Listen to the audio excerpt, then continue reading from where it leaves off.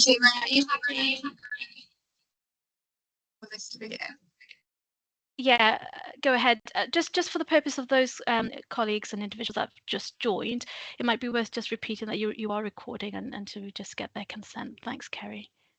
Brilliant. Okay, so this session is going to be recorded so we can share post launch for people who are unable to attend or the wider sector. So if you would like to keep your video off, that's absolutely fine. Obviously, the majority of the recording is going to be their presentation and navigating the website anyway.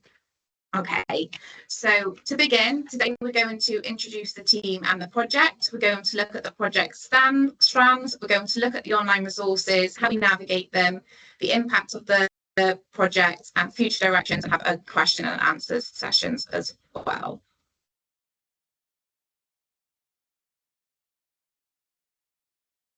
So welcome. In terms of the team, we've obviously got Nashima, who is our Welsh Government lead and who has been absolutely fantastic in helping us with this project. So for those of you who are maybe unfamiliar with the project itself, we had a sort of quite a short turnaround to get this project out, and it was with Nashima's support that we were able to do that. So thank you so much for all of your help and guidance, Nashima.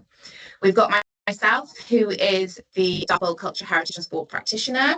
And myself, Firdaus Chaudhary, working project support officer for DARPL and also Culture, Heritage and Sport project. We've also got Karen, who is a DARPL partner with her Equality and Equity training organisation, Ocean Educate. So we're all here because we know that there is a need for sustained investment in anti-racism.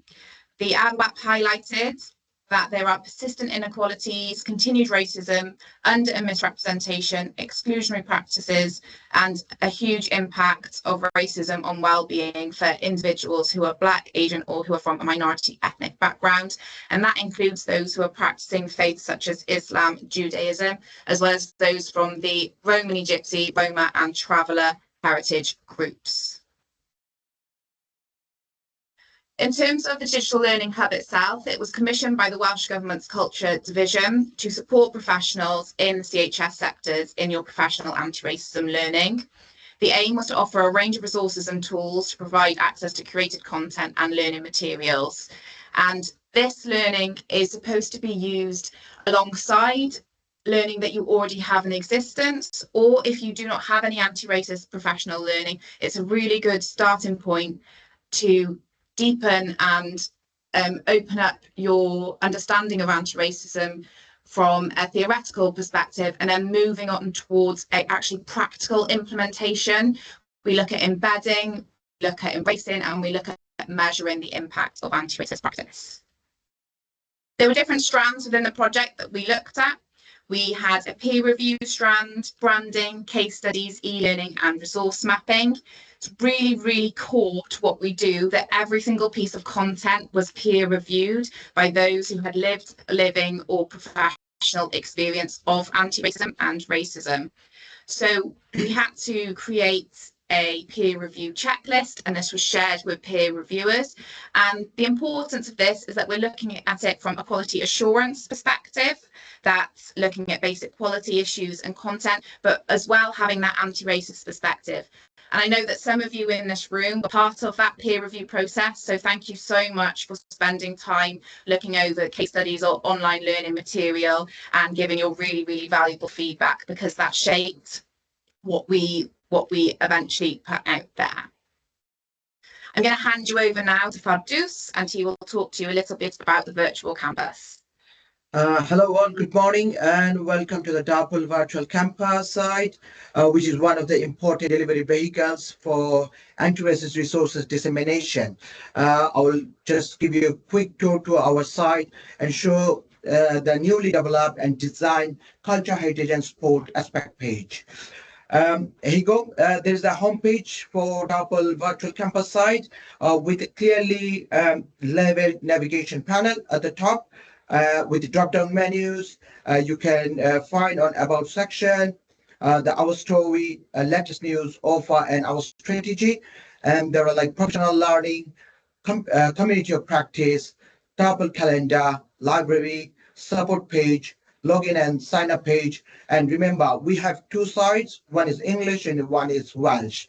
So from the navigation panel with the drop-down menus, if I just show you the professional learning, and it has 4 aspect pages and including the culture, heritage and sport aspect page. You can see now on the screen is a culture, heritage and sport page, which is newly developed. And starting with the overview on culture, heritage and sport page, and then it has 4 blocks. The 4 blocks having culture and heritage e-learning, culture and heritage case studies, sport e-learning, and sport case studies. And there will be 2 resource map, which will be very accessible for those resources. You can just download to your phone, and then you can just use from hyperlinks. Now, if I go to the culture and heritage case studies to show you how to read any case studies or access the case studies, this is the library page for the culture and heritage sport case studies. If I click on the first one, the culture matters one, it's easy and simple. It's just take you straight away to our case studies. Brilliant. So let's go back to the presentation. So you can download into your phone and you can access it. So it's very user friendly. If I try to go back and show you, just go back. And you can see on my right hand, there are like categories and tags. If you just click on culture, heritage or sport one, it will also direct you your desired resources if you're looking for that one. You can see there are like sport case studies now. There are like quite a handful sport case studies. If I want to click one, the anti-racism training one is the sport case studies. And you can see it's very easy to access. If I go back to the e-learning ones,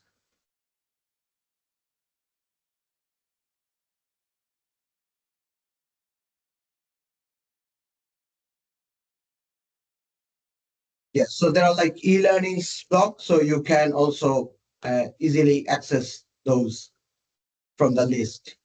Okay, brilliant. Thanks. Thank you. How do I go back onto the presentation now? Yeah, so just if I go back.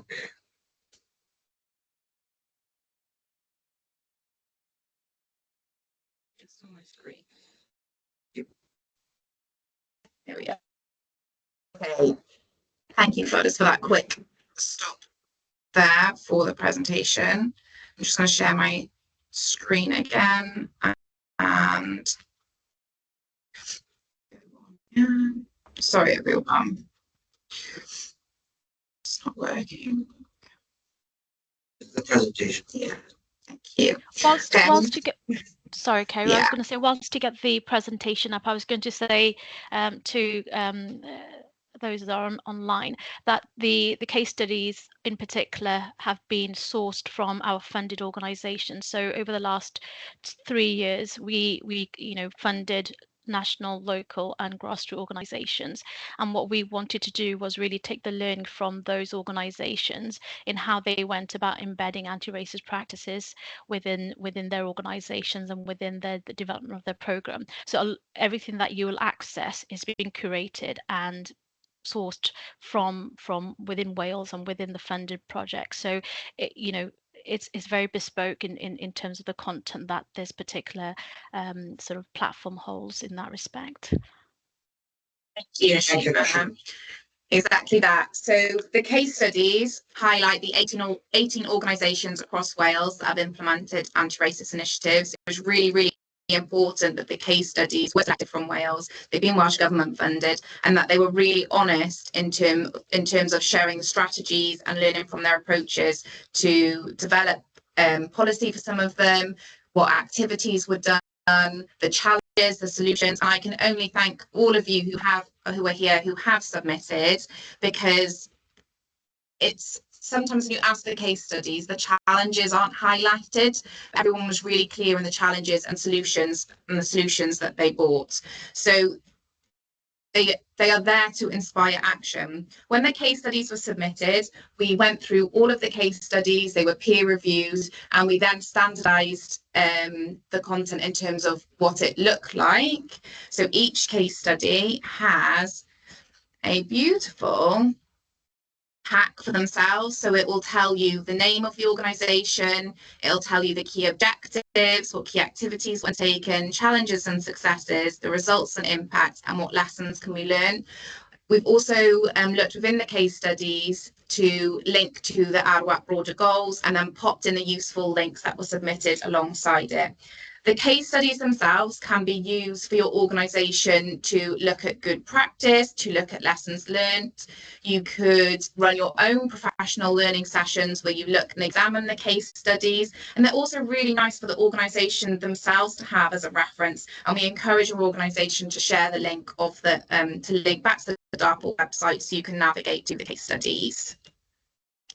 We also then have our e-learning modules. So Farjis, I'm going to hand back over to you quickly. We won't click on that on the link. Yeah, thank you so much. So for e-learning access, you need to just register yourself on our website. It's very simple and straightforward registration process. You need to go to our website, click on login or sign up button, and it will pop up with a window. Well, hi, welcome back. And then just you need to log in, or if you have already registered, you just need to log in with your credential.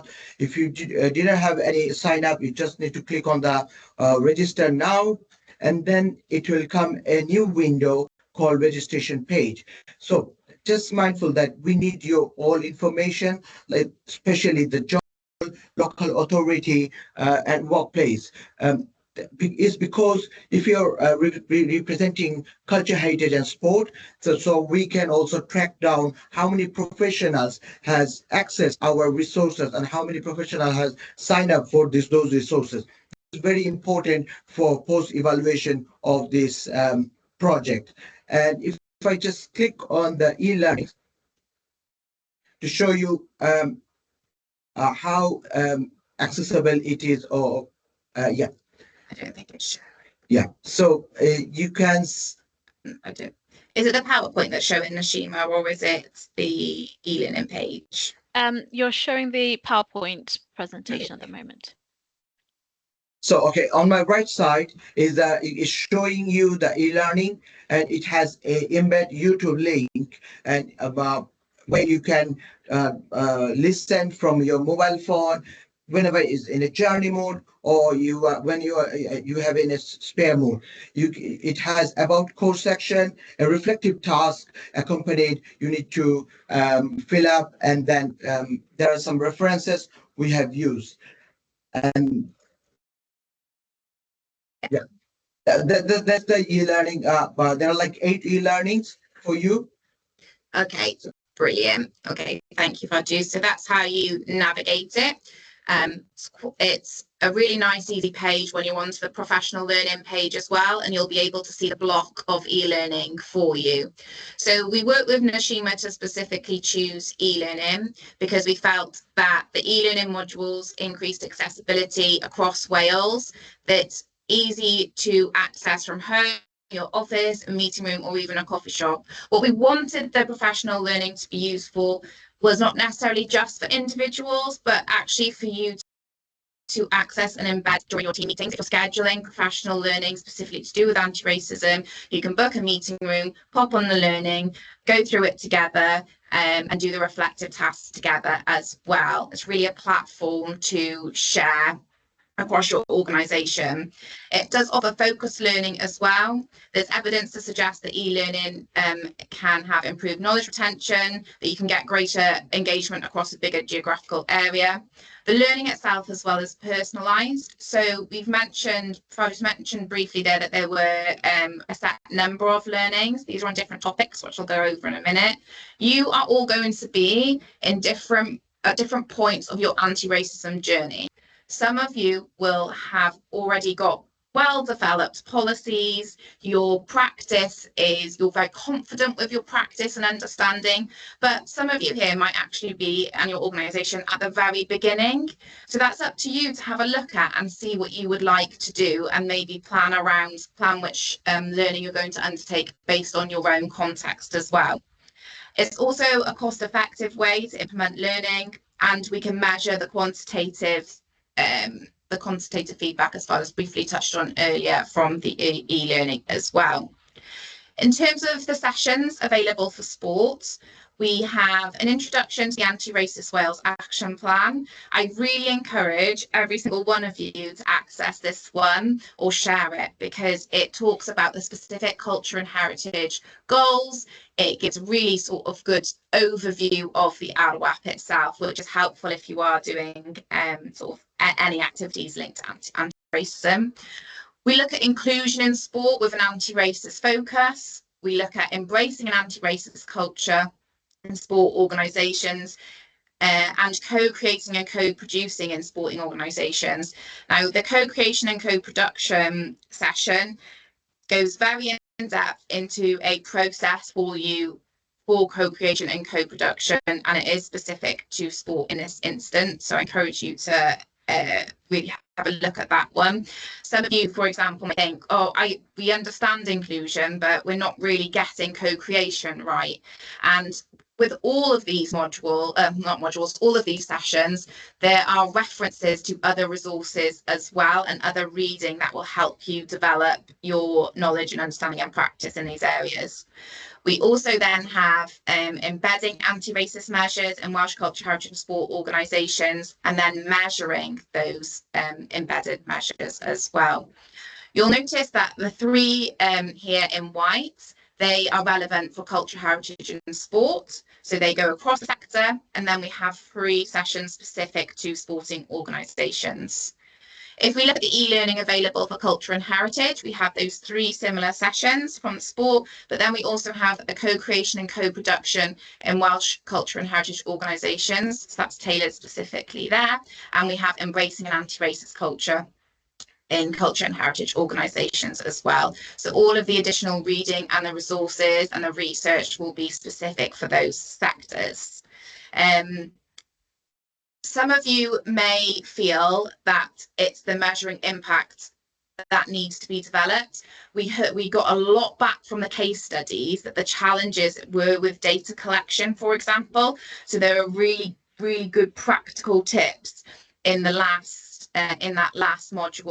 section for developing your impact and evaluation measures.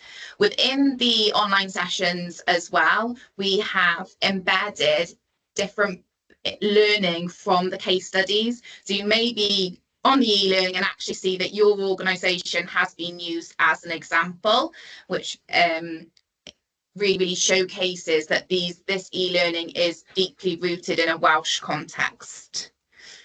We also have really handy navigation resource maps for culture and heritage and sport itself. So the resource maps are on the homepage, but they're also available to download. I just mentioned that you could actually see these on your phone. I don't know what all of you are like, but I want to say a post-it note woman. So it's really handy for me to have something like this that I can print off and see and tick off if that's what I want to do for my own learning or for my staff's learning. In my office on the backboard, I've got lots of different things. That's helpful for our professional learning. So you can almost map your journey with it or highlight what's relevant for yourself or your team using these maps. We then go to project impact. So how are we going to measure success? So we look at measuring success from an impact and an evaluation perspective. Having a look at the quantitative figures, so looking at the numbers, what we can gain from the online hub is things like how many people have clicked on and used it, how many people have completed the course, how many people are from different sections. That's sort of a nice starting point, but it doesn't actually show or tell the story of the journey, how much impact it has had. So we have embedded some qualitative measures as well, and that looks like, for example, for some of the reflective tasks, submitting the reflective tasks to ourselves to have a look at so we can glean information from that, and then we'll be contacting those who have completed the course to see if anybody would like to fill out a little survey or even have a chat with us about how useful or what they feel could be improved within the learning. One of the challenges highlighted by Welsh Government in the ARWAP was about data collection and also about longitudinal impact studies. So we're working with Nashima and Welsh Government in line with the Racial Disparity Evidence Unit to look at how we can embed longer term measurement from these digital learning tools. So it's a work in progress, but it's very much at the forefront of our mind in terms of developing and how we're going to look at impact.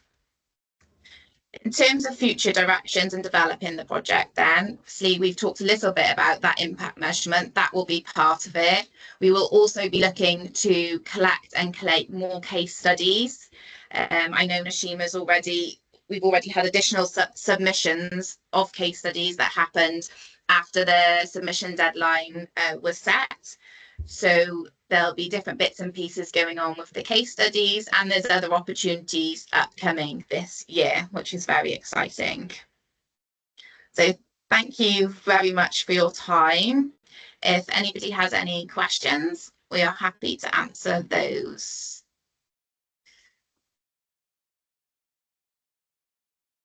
Terry, I'm just going to come in whilst we wait for a couple of people, some hands to go up. Hopefully some people will have some questions and some clarification issues as well. But just to say that, you know, as Kerry said at the beginning of the presentation, this isn't going to replace any training that your organisation currently has or is seeking to embark on. This is supposed to be an additional learning sort of platform, and what the ambition really is to create the platform as the go-to for the additional learning and the deeper learning that we want our sort of sectors to gain in embedding anti-racist practice. And I think that's really the core message from my end, because often I've been asked, well, is this going to replace training that our organisation has commissioned? And the answer is absolutely no. It's really to enhance and support any learning that your organisation, any training that your organisation has. And secondly, one of the things that I'm really keen, because it's not specific to a particular sector, and in terms of culture and sport, but also it's not specific to a particular sort of level in terms of, is it for national organizations, local? No, it's for local, national and grassroots organizations, because that's the way in which we've provided funding. And in terms of creating a really deep cultural heritage and sports landscape, we need to create a triangulation of all the different organizations that really make a massive impact within the sectors. So whoever goes on there should see something that is really, really relevant. And in the second phase that I'm sort of working with Kerry and Fardis and the team is looking at actually what can we do further and beyond what's already on there, and we are really keen to hear from you on that aspect as well. With that said, I can see a few hands up, so I will be quiet. And quickly before we do that, I would like to say as well, because I've had previous questions before about if culture, heritage and sport organisations are able to share their resources on the site. Absolutely. If you would like to submit any resources that you'd like to sit in the library and that are tagged to culture and heritage or to sport, we can have it there. I know some of you have already contacted me to chat about that and see what we can do. And that's what we want as well, is it to be that hub that you can click on the button and everything is there.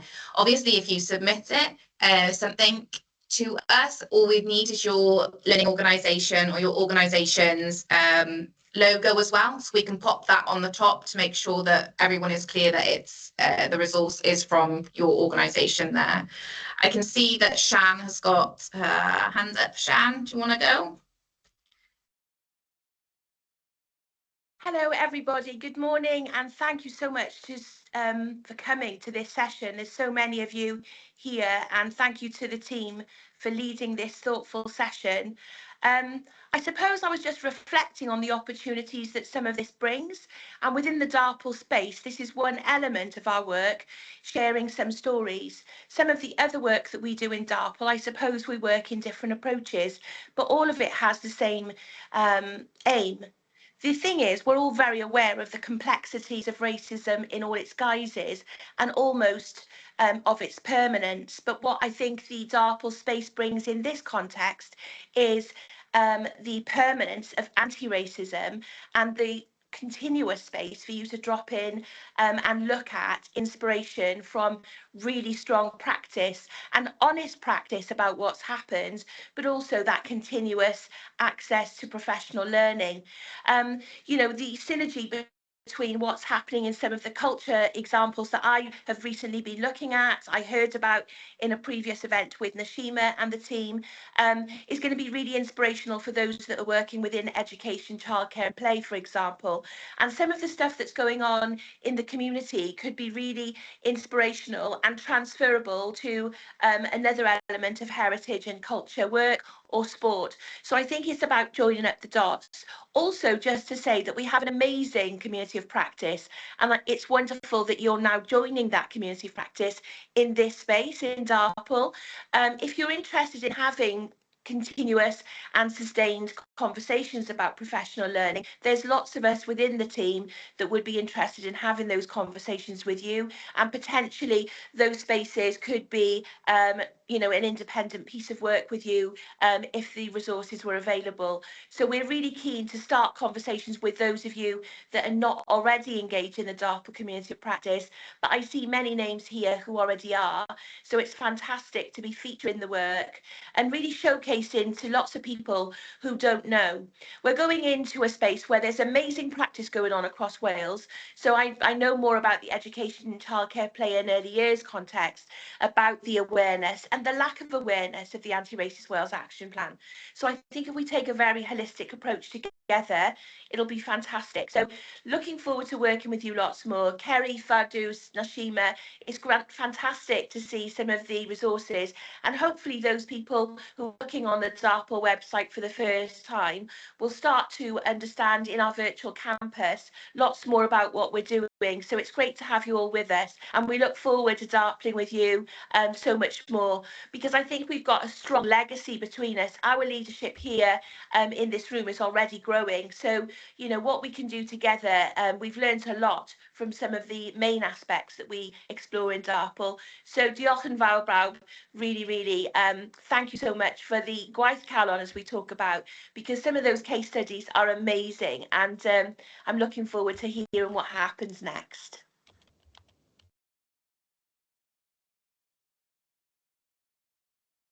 Ariane's next. Hello everyone. First of all, congratulations. That was an excellent presentation. I've already looked at the DARPL site and the learning site, and I think it's absolutely excellent stuff on there. And to think that more stuff is going to be added, I think is really exciting. My question, very brief.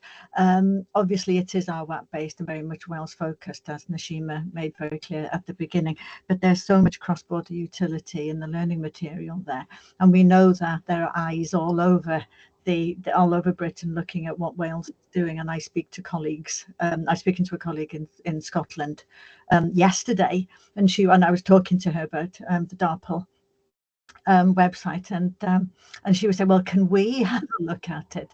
Now, of course, they can look at all the stuff that is open, but what about the registration stuff? Because I know you made it very clear that you have to register your organization as well. So how open is the site to those who are outside of Wales?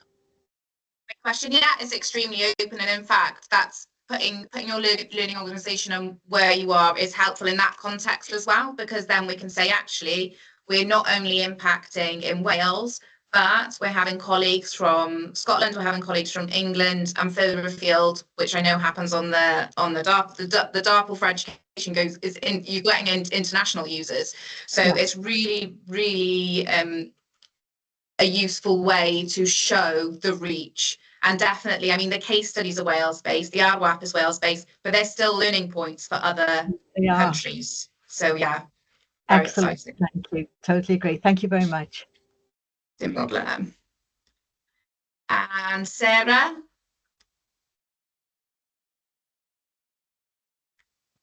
Or Sarah? Hi, yeah, I'm with Tiger Bay Heritage and Cultural Exchange and also with BACA, and I'm a trustee of Tiger Bay Boxing Club in Butetown. So we are co-producing on the ground at a grassroots level with young people in sports. My question is this, will this work extend into media? Because covering culture, sports and heritage is great work, but the way the media disseminates information around kind of cultural norms and our values, I think, is another side of the coin that you know, it plays a big part in you know, those cultural identities. I think the media is there room for this in media?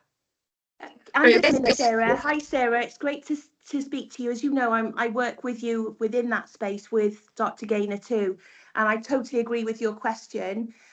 We'd like to ask the same question because we're funded mainly for education, childcare, play work. Within this space, culture, heritage and sport, this is just a bespoke project to share news of other projects, if you like. So we're not actively working in that space in a resourced manner.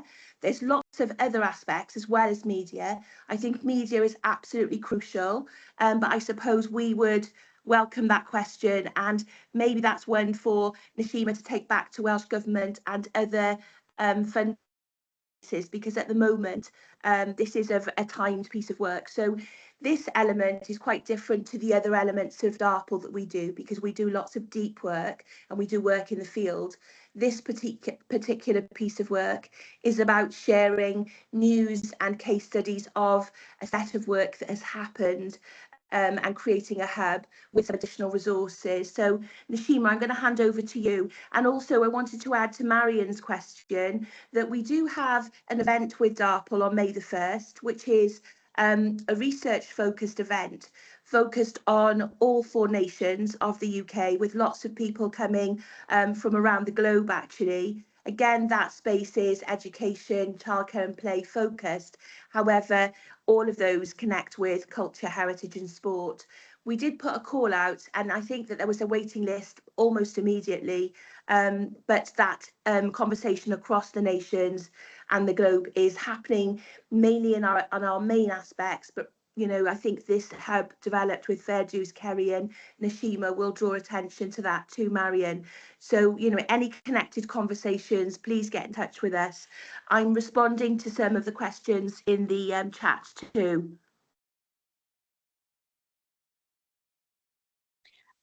Thanks, Sian. Just on the back of that, Sarah, thank you so much for your question. It's a really relevant and important question. At the moment, in terms of my remit is really culture, heritage and sport, and I completely agree that some level of work needs to be done around media. And I think it's a conversation. I think it's a conversation that needs to be had more broadly with Welsh Government officials that have the remit for media. So, you know, certainly it's something that I can pick up with colleagues in the creative sort of policy areas. But at the moment, you know, I think what we want to see is really, and that's why it's really important that individuals, you know, use this site actively and give us the feedback in terms of what sort of content they'd like to see and what other sort of policy areas that they'd like to have within the site. And I think those are the things that will sort of drive further conversations around, well, what should we include, and have relevant conversations and with policy officials within the respective areas. But completely agree that I think media is an area that needs to be looked at, but certainly it's sort of slightly outside of the scope of my work, but I can pick that up with colleagues that lead on it. Thank you. Yeah, and within the e-learning as well, that has been picked up in. So there are some, so for example, in some of the e-learning, there'll be helpful advice and guidance with, for example, for marketing and communications and representation. And there's reference to different materials that can help you with that, which is not necessarily the same as lobbying for that, but it's showing you how your organisation can work towards accurate representation in your materials. So thank you. I think Robert's next. Hi, this is Badili speaking. I'm here with Robert, and we are from Sub-Sahara Advisory Panel. And the main question I had is not so much to do with the website as such, but it's more to do with what's happening currently, especially with Dodge Cymru or Dodge Wells, and if there is advice, support that's coming whether from Welsh Government or from DARPL, because we are getting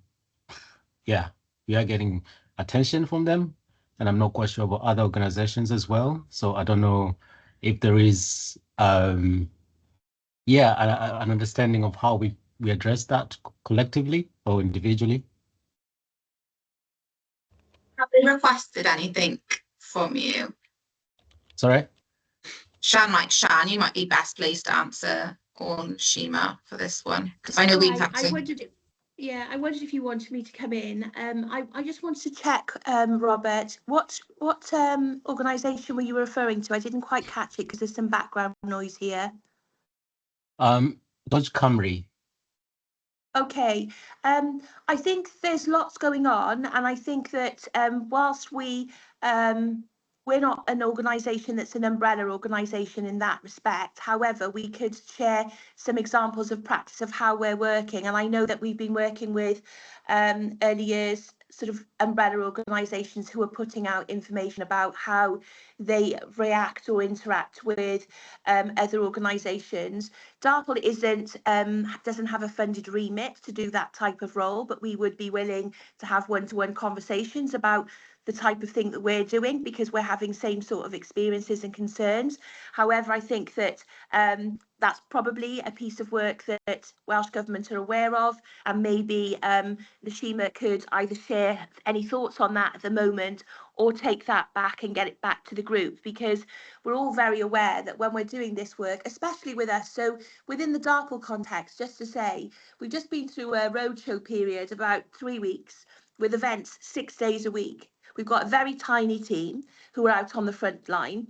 And I think that people think we're a huge organisation. There's actually 2 of us front line 24/7, which is, you know, a piece of work in itself. And in that space, we have to be very mindful about how we're operating. So I think that there's lots of things that we're learning, lessons in the context of practice, but we haven't got a remit to share that. So I don't know what you think, Nashima, but I think it's a really valid question, especially in the context of now and where the climate is heading. So, you know, we need to take care. It's a great question. I'm going to hand over to Nashima to see if she's got anything to add, or maybe could explore further in Welsh Government. Thanks, Shan. I'm really aware of Dodge Cymru, and I think in terms of just to say that actually within, and I can see Uche is on the call this morning, that centrally Riaz and his team are actually developing a communication strategy at the moment in terms of how do we address and combat the negative sort of media sort of onslaught, I'd call it, on the really fantastic work that's happening within the space of anti-racism. And I think in terms of the key messages, we as the policy area for culture, heritage and sport, we lean towards central Arab team to give us guidance and support. But I think that there is probably a case for something more broadly, rather than just specific to culture, heritage and sport, more broadly around this sort of space, and the support and guidance that's offered to grassroots organizations and any organization working in the space of anti-racism when they are faced with that sort of I guess attack. So I think in terms of the sort of what I can certainly do is take that concern back and the sort of request back to central implementation team and see whether there is anything that they can offer in terms of guidance for yourselves. Is that okay? Nashima. Yeah, that's absolutely fine. I think some sort of guidance or understanding of how we do a joined up approach or not doing anything. That's also one solution to it. But certainly having an overall sort of guidance would be really helpful. Thank you. From the DARPL perspective, we have this. We have a risk register, so anything that comes up gets popped on the risk register, and then we have to sort of come up with mitigations, and we've worked internally to do different bits and pieces. So there are ways to manage it, but definitely I agree that it would help if there was a centralised approach with Nashima steer there. Shan?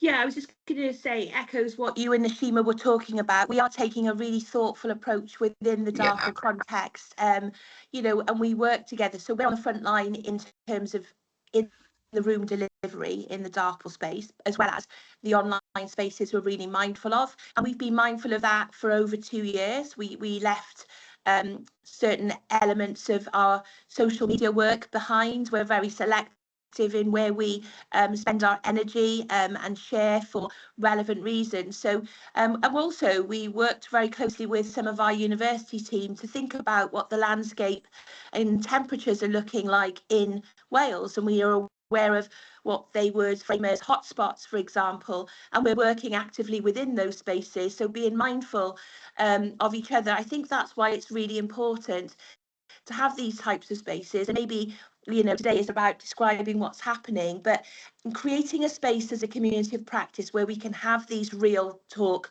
conversations about what's happening, because at the moment we're just, you know, polishing over the surface of this. We're not really talking openly about what we're all feeling, experiencing, the toll of the work, the concerns, the actual examples.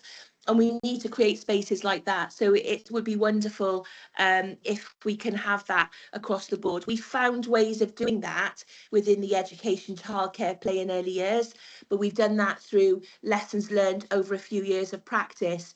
So having an overarching way would be great. I mean, one example is some of the early years organisations we're working with have been co-building with DARPL a very simple piece of work where they're going to share some information with early years settings. So, you know, this might be nurseries, this might be childcare minders, etc., about how and why they might or might not share things on social media, for example, and having examples of practice, little vignettes.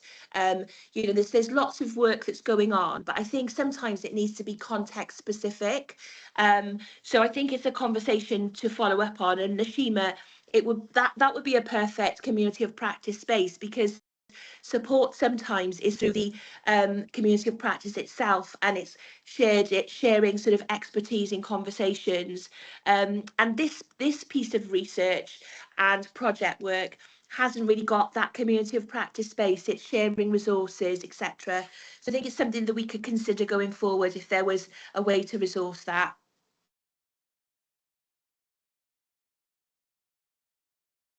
Thank you, Jan. Dafydd, wyt ti barod? Ready? Hi, bore da bawb. I'm David Tudur and I'm Head of Engagement at the National Library of Wales.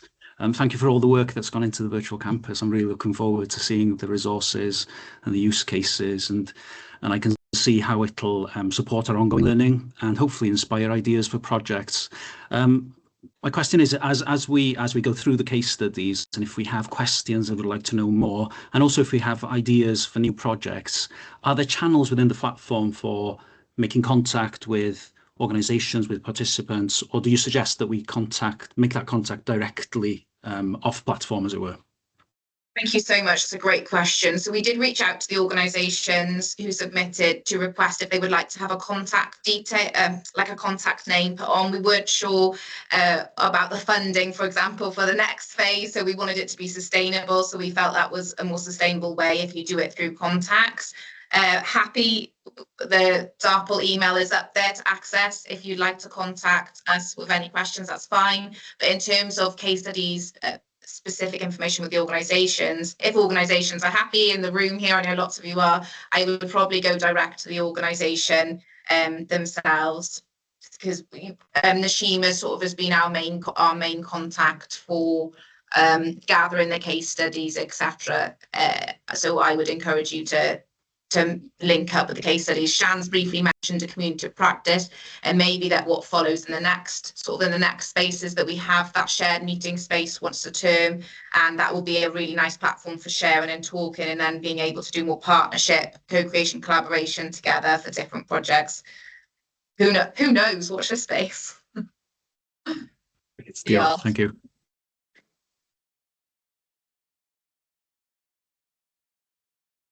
Shan, is it a legacy hand or a fresh one? Never know. I've always got something to say, but if other people have got their hands up, then let them go, because it is an old hand. But yeah, are there others with the hand up?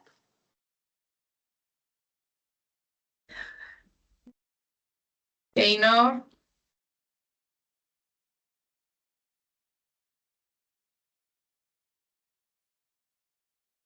I think Dana, you're yes. Sorry. Can you hear me now? Yeah. Yeah. I actually put this question in the chat bar, and the question is, I'm really not expecting an answer straight away, but it is for us to go away and think of.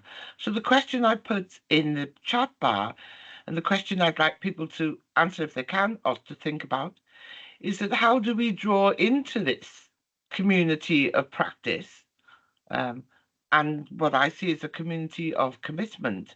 How do we draw in those outliers who are not interested in becoming anti-racist, teachers who still think it's okay for children to be called racist names? How do we draw them in? So our approach at DARPL is hugely what we like to call a cascade approach. So like yourselves, we work with leaders, we work with people to empower them to be doing the anti-racist work, and this drenching your organisation in it. So almost, I'm not saying that you can't be anti-racist, but by just pure exposure and by delivery of training, we can impact. And you'll slowly start to see some of the outliers just through accessing the learning, if you're doing that in a team setting, start to change their mindset. And that's why we want for this learning to not just be used by individuals. So I don't want to try and almost feel like I'm putting the onus back on you and the settings, but if you know, for example, there are outliers within your organisation, those are the ones who we need to be in the rooms when delivering training. I think also, Kerry, hi Gaynor, good morning, it's lovely to hear from you, and I know that I need to speak to you about so many things. I think that this is happening all the time, whether it's in our organisations ourselves, because we have organisations and people are on different pages even within those organisations. But I was been troubling over this for the last few weeks. We've been to amazing spaces where there's been thousands literally of people, mainly leaders, working in education, childcare and play. And, those people that are in the room, most of them want to be in the room. So you're working with spaces where they're open to learning, and some of them are quite naive and, even on their very first baby step. But I was mindful the other week, I went into a session that wasn't around DARPL, it was something else. I was also mindful that it was in Blaen y Gwent, and I'm mindful that that is a hotspot for activity that maybe is not anti-racist friendly.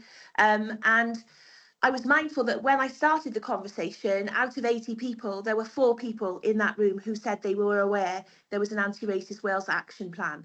So we're working in spaces, not as often as working in spaces where there's a lively interest, in those spaces where you think, actually, how do we work in those spaces? I did feel that there was a positive shift by the end of the session, but they weren't expecting to have time with me DARPLing. So it was interesting. And also I had to be mindful of wellness and care in the space for everyone who was involved. So it's really overwhelming with the response that we get in a really positive way, because as I say, I've already had somebody in the chat talking about how they're trying to reach us. We're really, really busy and beyond capacity. And so it's really important that we think about having this community of practice and being aware of how we can share the practice in those spaces. we can keep sharing the resources, we can keep sharing the energy, but I don't know the answer to the question, because I think there's a lot of people in our country who may be interested in the Anti-Racist Wales Action Plan if they knew there was one. And there's lots of people in our country who know about it, but are not interested in supporting the anti-racism approach. So I think that it's an ongoing question I haven't got the answer for, but I think we're finding our way through certain situations in that. One of the things that's happening in education in some of the regional approaches is inspiring, because, for example, I know that some of the projects are spotlighted in this as culture, heritage and sport will be really interesting in the context of the curriculum for Wales, which goes across all of our aspects. I think that, you know, within certain spaces, there's accountability. I don't know what accountability there is in other organisations, in other aspects of the RWAP, and I think we're all looking to, again, answer that question along with you, or ask that question along with you too, because if, for example, a school is working in the realms of Newport, they're all expected to have a school development plan that strongly features anti-racism. They're all expected to have an accountability system that looks at the reporting and non-reporting of racism, for example. And there is some accountability that's being equipped via the local authority. So we're talking about systemic change in those types of spaces, which we've been behind through our research for a few years. So it's incredible to see that happening, but I don't think that that systemic approach goes across the board in any shape or form, you know, in and beyond education. I think it's a systemic work that we've got to do, and I suppose working together more and more can only help with that. But I echo your conversation, and again, these are questions to go back to the RWAP team, I would suggest, Nashima. Also think, Shan, sorry, before, I know we're short of time, but we've got to be mindful within those spaces where there may be outliers, that we're going to probably have people in your groups, or that you're in your organisation, who are impacted by racism themselves. So by following this training, look at that systemic ways to embed anti-racism, you're naturally going to make the organisational space more safe for those people. So we always have to be mindful of the well-being of everybody in the group as well. Harry, can I? Sorry, I know there's a few hands up. Just to say, I do need to go into another meeting very soon. Really happy for you to, you know, entirely up to you for you to stay on and carry the conversation. But equally, you know, if people have any questions for me, really happy for you to email me, or, you know, happy to meet up. But I do sort of need to leave at the very latest by about 5 past. Robert. Yes, talking about outliers, there are clearly people who've never heard of the RWAP, and there are other people who are unsympathetic to it.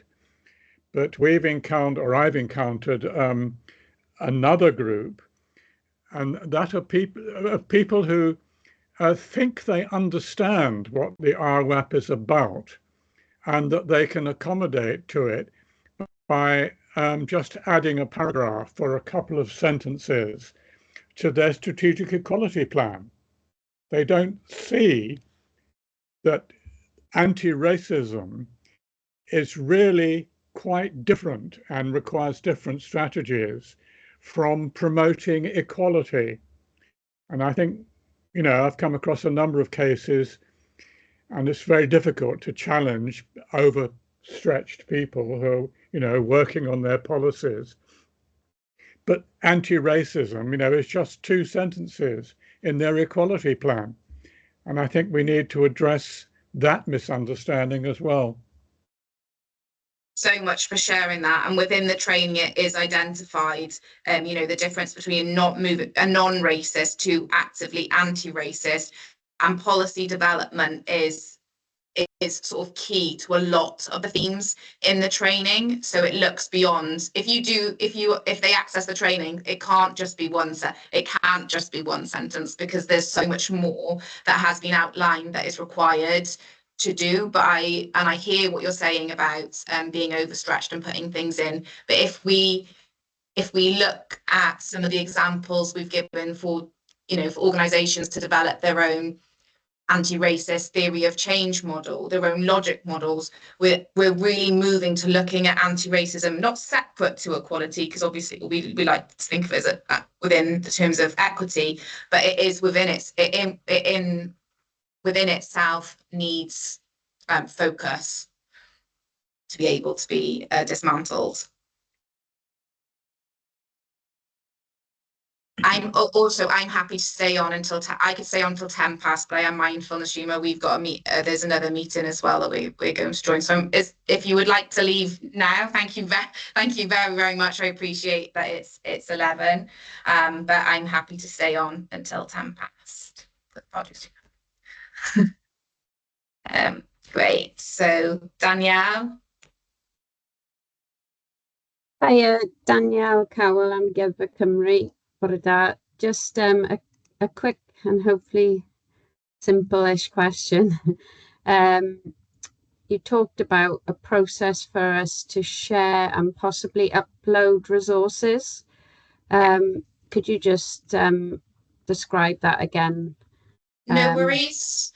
So Fardus, when we do our post-launch comms or communications, I have an email which will have a link for a survey for everyone to complete today, just for a bit of feedback on this and the site itself. We'll also have a link requesting any items that you would like to be shared or uploaded to be completed. It's a simple Microsoft form. You can just pop in your links.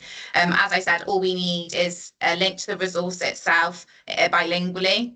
If you have the Welsh and the English, and then we need your logo or whatever image you'd like to just be displayed on a library page. So if you have a look from a style perspective, we put everything in black and white. If you've got something that you would like to go and put there, which is our preference, so otherwise we'll have to find an image ourselves, that would be excellent.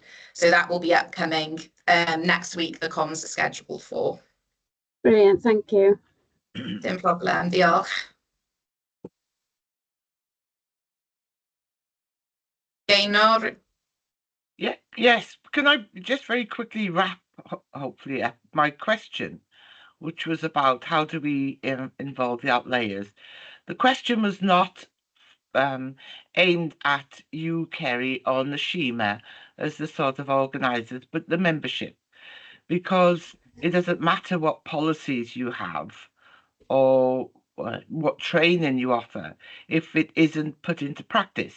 Yeah. So, if you have a problem in your personal life, what do you tend to do? You talk to a friend, So what I was hoping to solicit was a response that was about we can talk things over together, not necessarily formal, because change is a slow and complicated process. So it's about each member of this group being able to talk to others, perhaps within their profession, within the school, about what they're doing outside of the formal relationship, the formal training as well, which is one of the ways you can elicit change. That's all it was about. Gaynor, that's exactly what we're learning from education, those informal communities of practice, and we haven't got the resources within the DARPL space to initiate that, and you may not all have that individually, but collectively we find if you are having those spaces, that's where those conversations could be useful.